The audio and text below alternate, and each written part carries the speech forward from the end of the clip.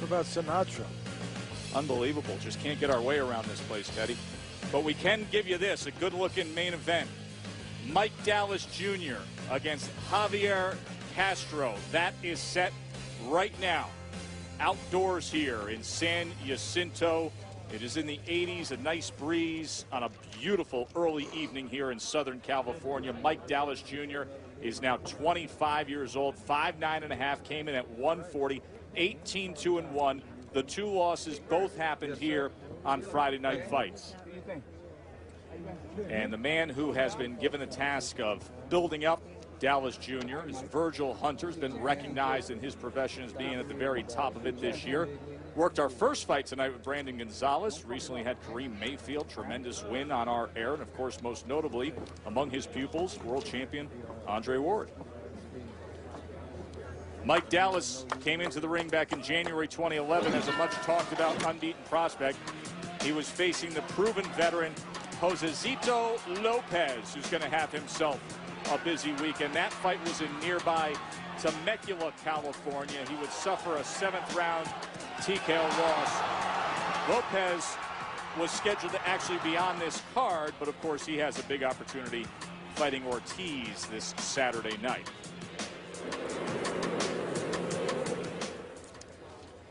And tonight, Mike Dallas Jr. finds himself opposite Javier Castro, 26 years old, right at the 140 that they contracted this for. 5'8", gives up 1.5 inches. He was raised just over the border, but now lives in El Paso. This is 4th fight in the U.S. Most of his work was in Mexico. Had 2 straight prior to the recent win streak. Fights were in Panama, those disappointing losses. Took those fights on short notice. He broke away from his management for a year, and thus the poor decisions there. He has won 3 straight, all by knockout. And Teddy has the fight plan brought to you by Corona Extra.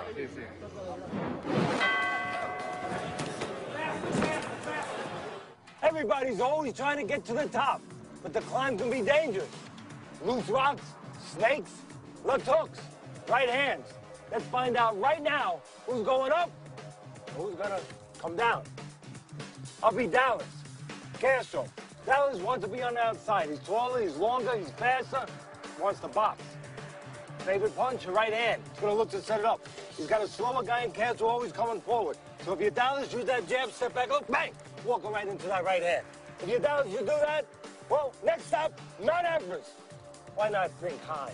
Think big, right? That's right. You're not afraid of heights, are you? I do. Huh? I am. How are you gonna go up there? Stay grounded. All right, now how does Castro get to the peak?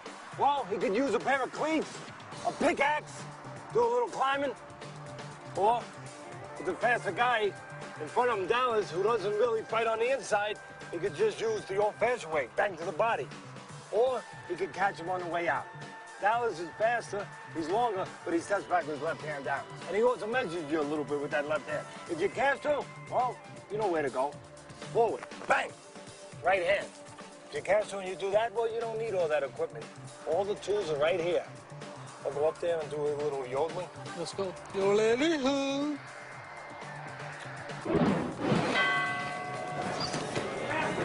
Wow, quite a performance by Saul this week in the fight plan. He was inspired. Wearing the red trunks with the white trim. He weighed in at an even 140 pounds. He has a professional record of 27 wins, only 4 defeats, with 22 wins coming by way of knockout. He is the current WBO Latino Junior Welterweight Champion out of Ciudad Juarez, Mexico. Here is Javier El Zorro Castro. And his opponent fighting out of the blue corner to my left, wearing the black trunks with the gray trim. He weighed in at an even 140 pounds. He has a professional record of 18 wins, only 2 defeats, 1 draw, and 7 wins coming by way of knockout. The pride of Bakersfield, California. Ladies and gentlemen, here is the silent assassin, Mike Dallas Jr.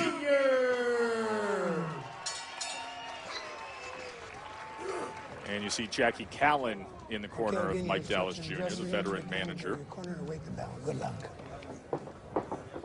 Referee is Lou Moret, and they are scheduled for 12 rounds. With the 12 rounds, we switch from the California rules that we had in our co-feature to the more familiar unified rules. Two differences there of note would be an accidental foul 4 rounds complete, and the doctor not getting in the way of stopping the fight. It would be the referee. Dallas has lost 2 of his last 3, but as we've touched on already, that's very deceiving because one loss was a 10-round majority decision that could have went either way. I felt it was a fight that he grew up in, matured in, and that's why he's here, showing what he's been showing as a real prospect, a real legitimate contender. I told you Castro is now trained by Carlos Gamboa, the father of Yuri Orkis Gamboa. Castro has lost 2 of his last 5. Let him go. Break. On his record, he does have a loss to a fighter who was 12, 18, and 2. Does that mean anything? Well, Dallas wants to find out. Castro went 10 rounds in only his 5th fight. That tells me no kid glove treatment for him. Put in pretty fast in Mexico. Dallas wants to be on the outside. Wants to use those quick hands, use that jab to set up the right hand, either by stepping back and setting up like on a fight plan with a counter, or just the old-fashioned way, 1-2. That right hand moments ago by Dallas Jr. was blocked by the left elbow of Castro. Did not land flush against the body. That's not a good sign for Castro on the inside, letting himself get tied up, being agreeable with that kind of behavior. If he's going to win this fight, it's got to be in close. He's got to do work early. I would suggest he goes to the body early, slow down the quicker Dallas for later on. Teddy, you see some very unique shadows now that have developed in the ring, and you can see it right on the back. And look at that angle. You see how the sun here just after 7 o'clock in Southern California has crested to the point where it is angled directly off of that red corner. So right now, where Castro's facing, he's fighting right into the sunlight. Yeah, whoever has their back towards the blue corner will be facing the sun for the most part. We've been in this situation, and fighters have been in this situation before, Joe. We've done outdoor fights in this state before, and the sun at this time of day does come into play, and it can be a hindrance. It can be a variable in a fight. Look at that shot right there, and imagine that you're trying to pick up punches coming at you. You do not want to be in that position where you're facing into that red corner on the left of your screen right there. Imagine fly balls. Okay, a fly ball is a little innocuous. A right hand, something different. Yeah, you can be blinded by this sun.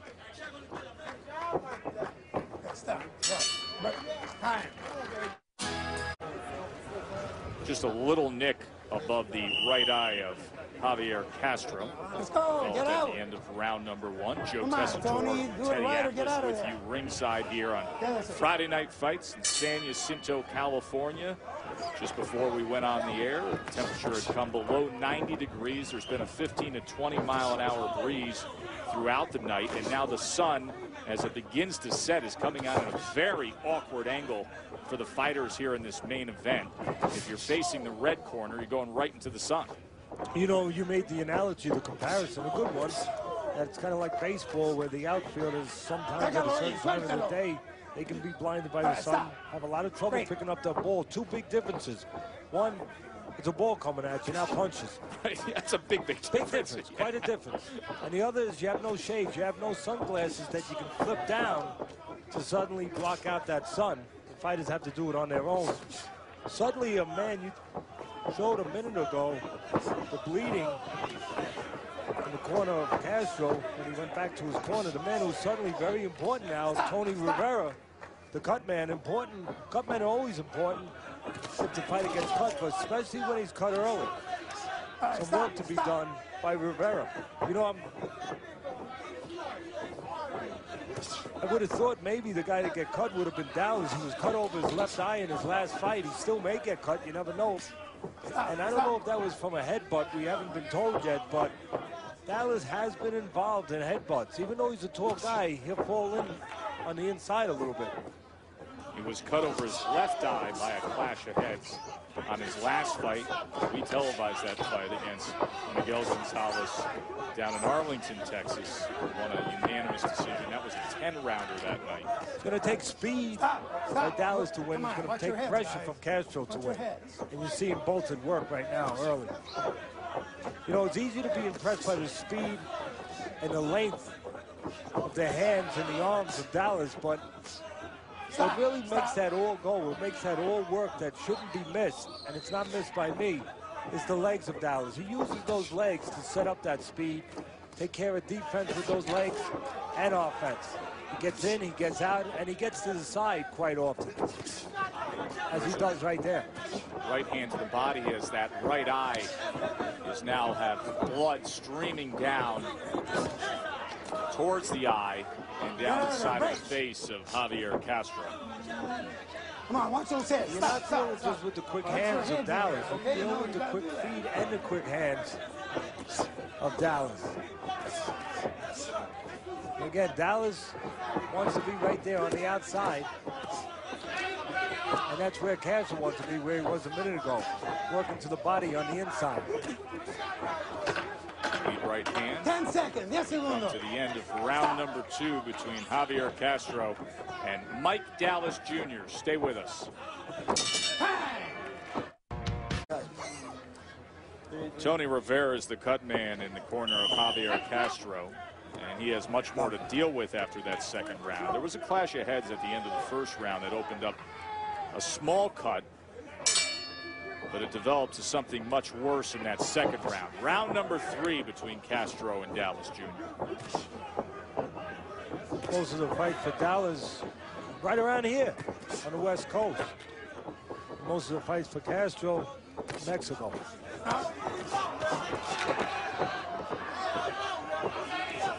Again, Castro dealing with longer, taller opponent. There's another clash right there, Teddy.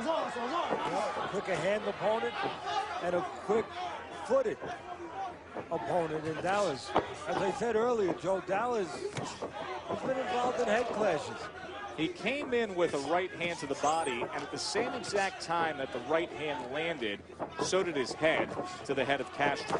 The one thing that Castro's going to have to do if he doesn't get to that body to slow down the feet of Dallas, he's going to have to step with Dallas, catch him going out.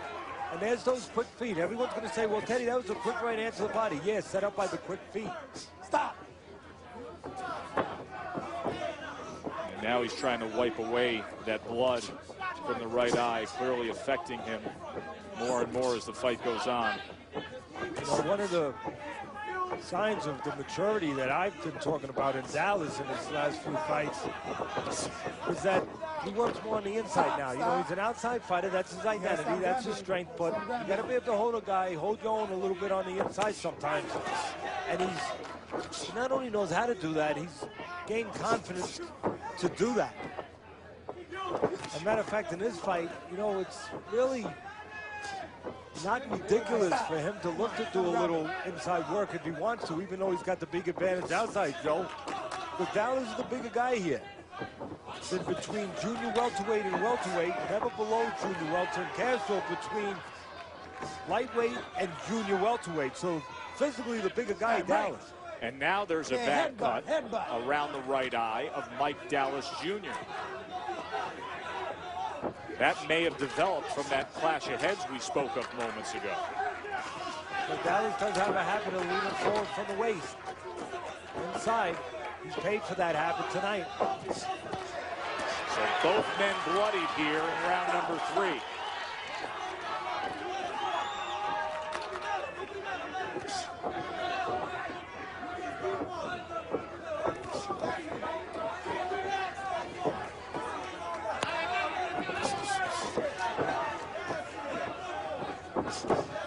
You know, Dallas fighting where he wants to fight. On the inside, a tiny bit on the outside. Castro, so far, it's early. Not fighting where he needs to fight. Not enough on the inside.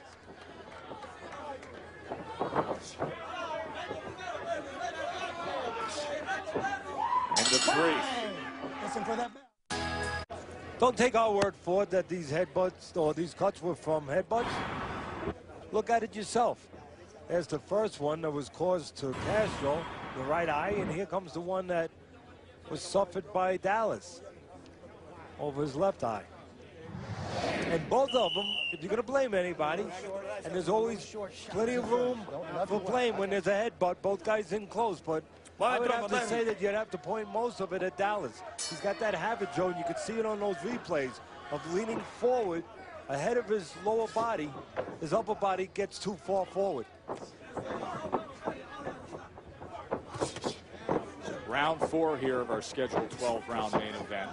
And we showed you the video proof that it was the flash heads. The good news is the commission saw it the same way. Both of those cuts marked down as being caused by accidental flashes.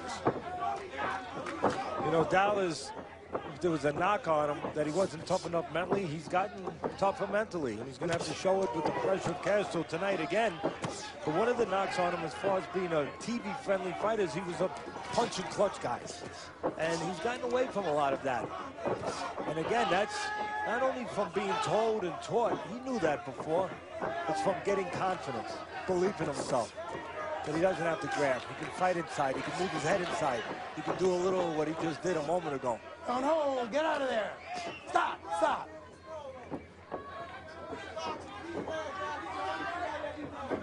No, easier said than done. I said it early, Castro needs to get inside or he's losing this fight. How do you get inside? You can't just walk in. You got to jab your way in. You got to bring your feet. You got to move your head. And when you get there, you got to do better than that. Okay, stop. Can't get smothered. Stop. You got to be effective. You got to be ready to work. Make hay when you get in there. You know, it's frustrating as a trainer to watch guys work so hard to get inside when they have to get inside with the taller, quicker guys. They get in there and they're not prepared to do what they're supposed to do when they get there. There's some good body work by Castro. Pick him up, pick him up. That's not the picture you want to see, Joe, if you're a backer of Castro. With Dallas on the outside and Castro against the ropes. You want to see Castro on the outside, Dallas against the ropes, if you think Castro's going to win this fight. Again, you don't want to see this picture if you're a backer of the man in red.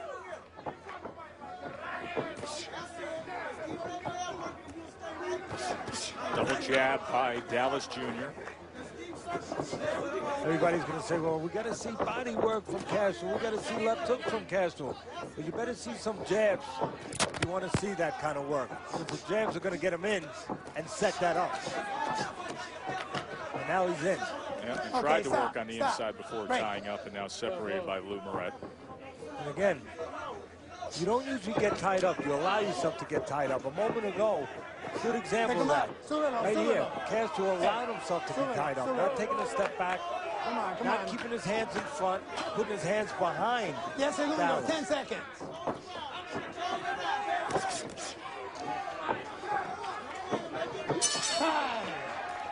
Let's say news out of Pennsylvania of Jerry Sandusky guilty on 45 of the 48 charges.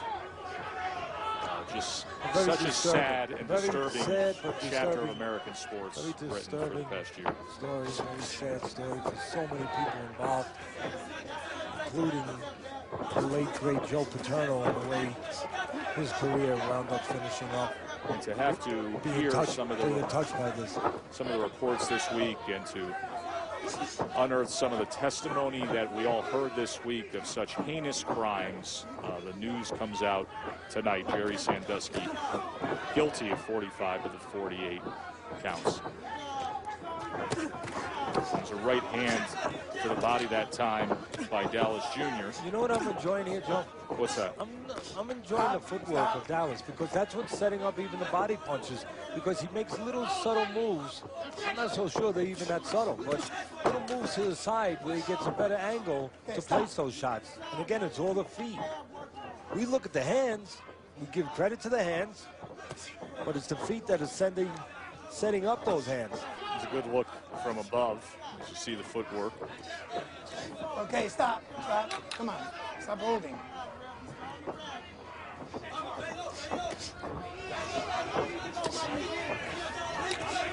And again, you're not seeing enough work. When Castro does get those moments inside, he's got to do more.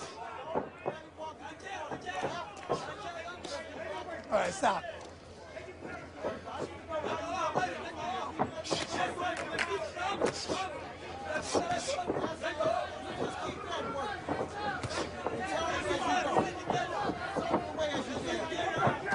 Castro comes in. That was a wide sweeping right hand. Lunged forward that time again before being tied up. Both men have been dealing with bleeding around the right eyes. Clash of heads at the end of the first started to affect Castro, and then it was a clash in the third round that bloodied Mike Dallas Jr.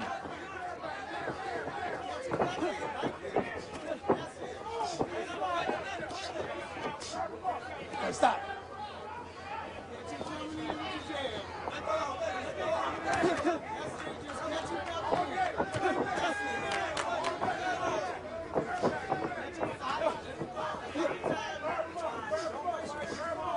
Okay, stop.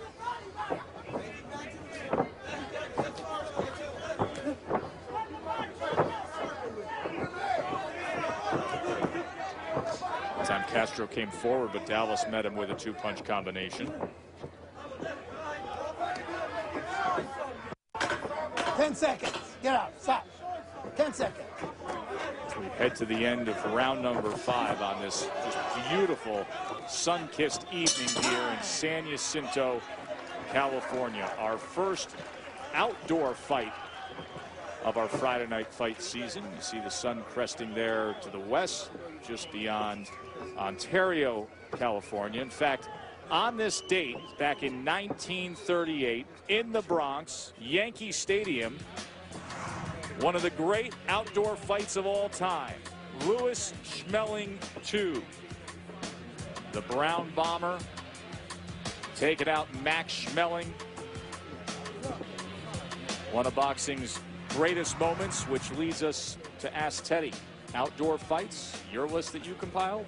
Well, the one that was on this exact date many years ago, back in 1938, the first one, Joe Louis, Max Schmeling, the whole world was watching. I mean, basically, Nazi Germany versus the free world. President Roosevelt called up Joe Louis and said, come on, we got to win one for the good guys. You talk about pressure. That man had plenty of pressure. And, of course, Jack Dempsey and Gene Tunney, well, that was a fight of the long count. Famous fight, almost an infamous fight. A historic fight.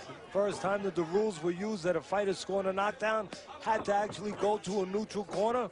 104,000 people watched that fight as Tunney, after being dropped by Dempsey, got up, maybe with the help of a long count, and won a 10-round decision. I think you could make a very strong argument, Teddy, that the Louis Schmeling fight that today is the anniversary of was the most significant sporting event of the last century. And obviously, as the years go on, people lose track of history. But to think where America was at that time in isolationism and what was going on in Europe at that time, and with the Nazis and putting forth Schmeling as the heavyweight champion of the world, as significant a moment as American sports has ever had in affecting the geopolitical stage. I couldn't agree with you more. That's why I made it #1 for myself. You talk about pressure, you talk about things on the line, importance, historically, worldwide, you're talking about that fight. And a great man to handle all of that and more was Joe Louis. Right here, it's a young Mike Dallas Jr.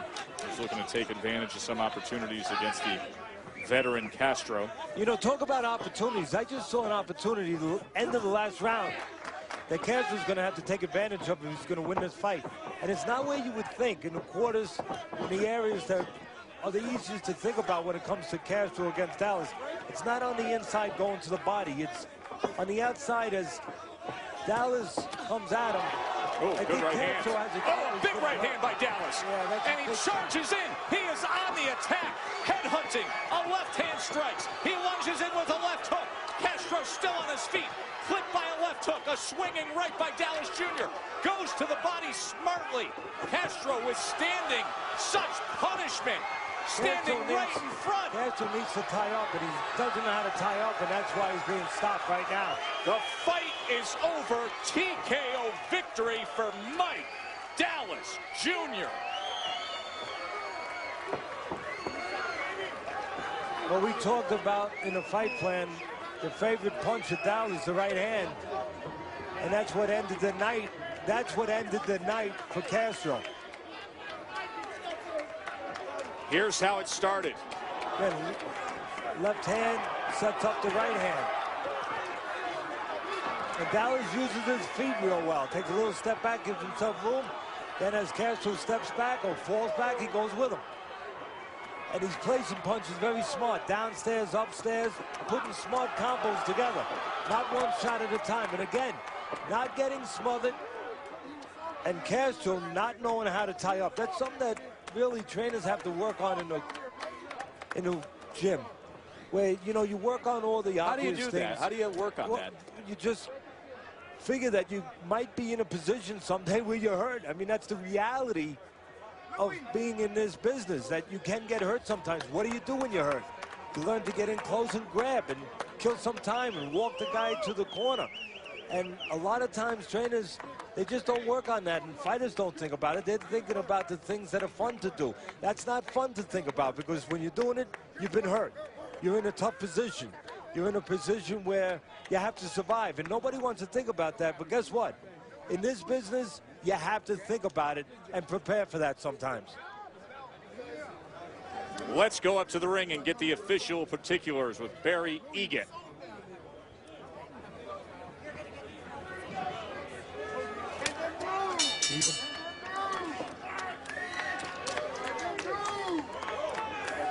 Referee Lou Moretz stepped in to stop the bout at 2 minutes and 6 seconds of round number 6 for the winner by TKO and new WBO Latino Junior Welterweight Champion, the Silent Assassin, Mike Dallas Jr.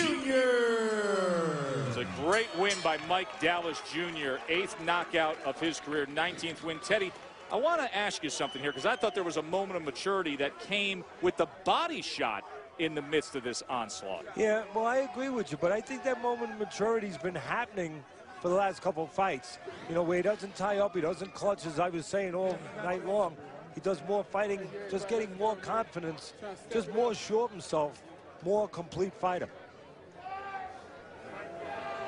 6-round TKO, Mike Dallas Jr., 5th loss in the career of Castro.